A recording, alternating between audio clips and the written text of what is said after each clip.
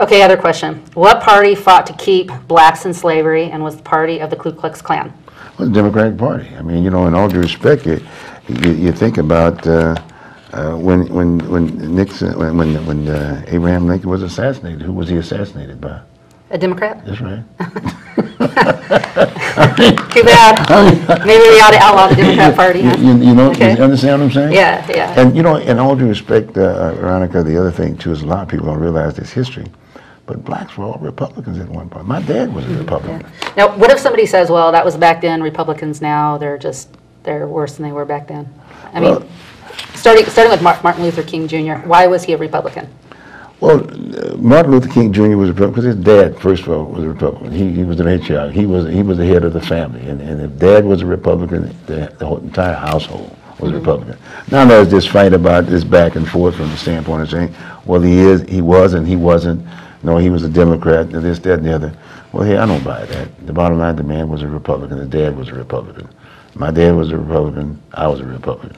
I've maintained my republicanism, and I've maintained it through i.e. making the point about I'm a Lincoln Republican because I want people to go and study that history. If you look at that history, it was Republicans that freed the slaves. It was Republicans that has been ongoing trying to put us in, if you will, in a respectful kind of a light. Yeah, and it's the Republican Party right now that want to give everybody school vouchers and not put, black, white, whatever, in whatever school that the state wants to put them in. But that would take away their control. They don't want school vouchers, but it... Well, you think about our education system, and the way our structure was is that during those formative years, grade 1 through 12 or whatever, the person was supposed to be given an opportunity to get the best education. That's what public school was supposed to be, okay? And it didn't happen that way. It didn't happen that way. In all due respect, we unionized the teachers, if you will. They're not being accountable, if you will, and looking at it from the standpoint of results. You got me? Yeah. It's an education system. We got there. I mean, that's the future of our country. Yeah. We need an educated group coming through, right? Is that fair? Yep. And then if we had school vouchers, it'd be kind of whoever the best schools are, the best performing school, people would just naturally go there. And if people were a Christian, they'd go to that school. If people were of a different, Catholic, they'd go to that school. If people were atheists, they could go to their atheist school too, which is where it's set up now. You can't pray in school. If you you can teach witchcraft through Harry Potter because that is what the book teaches.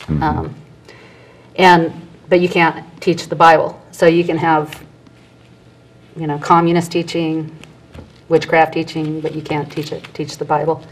So God has just been kicked out, and we wonder why society is going downhill. You make a good point, and being in the kind of a similar kind of a situation with my talk show, I've always asked that question: well, who implemented it to begin with? Who brought up the idea for it to be voted on? You understand what I'm saying? And another point I would make to you in the metropolitan Portland area aspect of it, we've got the largest school district in the state of Oregon. It has the largest failure rate in the entire state. Okay, and then you look at the structure. What is it supposed to do? I mean, it's about values. I mean, in those formative years, our young people are supposed to be getting the values. So when they do graduate, if you will, they're ready for society, but they've got that value system in it.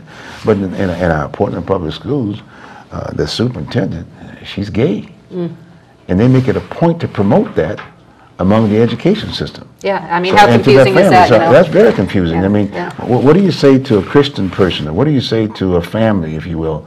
And what do you say to a kid, if you will? Well, how do they tell the difference between mom and dad? What's that?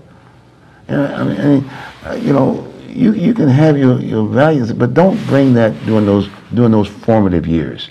You got to teach the kids what our value system is all about.